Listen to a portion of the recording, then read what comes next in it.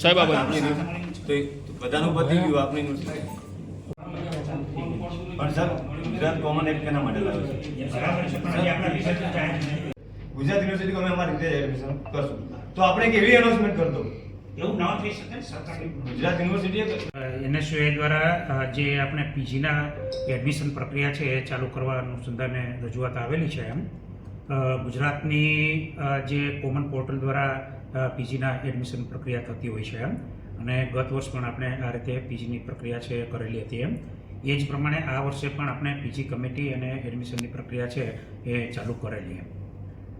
સામાન્યતઃ કેટલીક યુનિવર્સિટીઓએ પૂર્ણપૂર્ણ રીતે રિઝલ્ટ ન આવ્યા હોય તો પણ પીજીની એડમિશન પ્રક્રિયા છે એ ચાલુ કરી દીધેલી એમ. આપણે પણ રજિસ્ટ્રેશન માટેની પ્રક્રિયા છે પહેલાં ચાલુ કરેલી એમ. હવે આપણા રિઝલ્ટ છે એ ગુજરાતની સૌથી મોટી યુનિવર્સિટી અને સૌથી વધારે કોલેજ હોવાને પરિણામે સમયસર રિઝલ્ટ લાવવાનો આપણો સક્રિય રીતે પ્રયત્ન હતો, અને ફોર્ચ્યુનેટલી આપણે રિઝલ્ટ પણ ખૂબ સમયસર આ વખતે લાવી શક્યા છે. પણ વચ્ચેના સમયની અંદર પીજીના જે છે એમએસસી, એમએ, એમકોમ અને અન્ય પીજી કોર્સીસ જે આપણે ચલાવીએ છીએ એના ચોથા સેમેસ્ટરના રિઝલ્ટ છે એના માટે એનએસયુઆઈ અને અન્ય મંડળો દ્વારા રજૂઆત કરવામાં આવેલી હતી એમ. ત્યારે કંઈ ટેટની પરીક્ષા કચ્છ માટે આવવાની હતી એમ, અને એમાં આપણા વિદ્યાર્થી પાર્ટિસિપેટ કરી શકે, એલિજિબલ હોય અને અરજી કરી શકે એમ, એ રજૂઆતને ધ્યાને લઈ અને આપણે પરીક્ષા વિભાગ દ્વારા ચાલુ દિવસોમાં અને રજાના દિવસોમાં પણ પ્રક્રિયા ચાલુ કરી અને ખૂબ ઝડપી આપણે પીજીના રિઝલ્ટ આપેલા, અને લગભગ 8 અથવા 9 દિવસમાં આપણે મોટાભાગના પીજીના રિઝલ્ટ છે પહેલાં અંદર કરેલા.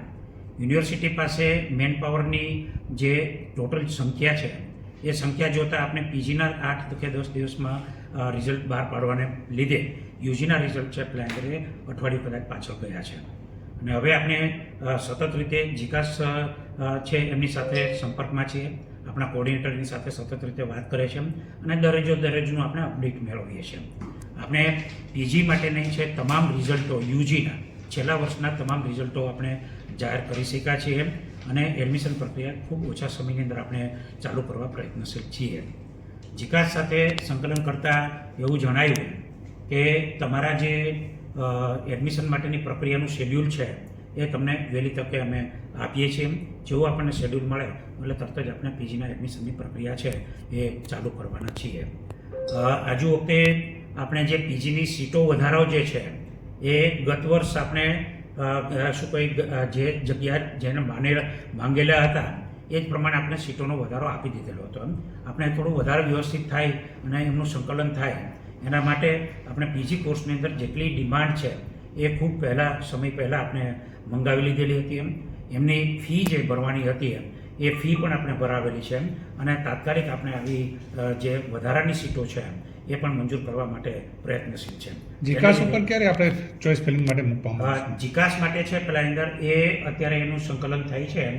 ધર્મેન્દ્રભાઈની સાથે મેં વાત કરી અને એ એવું કહે છે કે આપણે વહેલામાં વહેલી તકે કદાચ આપણને 16 તારીખ શેડ્યુલ પ્રમાણે આપેલી છે પણ એનાથી પણ વહેલું થાય એવા અમારા પ્રયત્નો છે.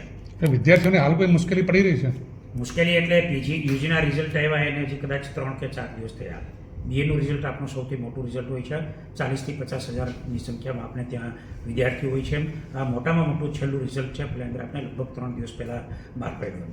એવી જ રીતે એલએલબી છે એમનો સત્ર થોડું નાના આગળ પાછળ થયેલું હતું આપણને એક બીજી પરીક્ષાનો પણ પ્રશ્ન ઉપસ્થિત થયેલો હતો, છતાં પણ આપણે એલએલબીનું રિઝલ્ટ છે એ પણ બહાર પાડી શક્યા. એટલે યુજીના મને જે પરીક્ષા નિયામકે માહિતી આપેલી છે એ પ્રમાણે યુજીના જે રેગ્યુલર કોર્સીસ છે એનો કોઈ પણ રિઝલ્ટ આપણે ત્યાં બાકી નથી. ઓકે.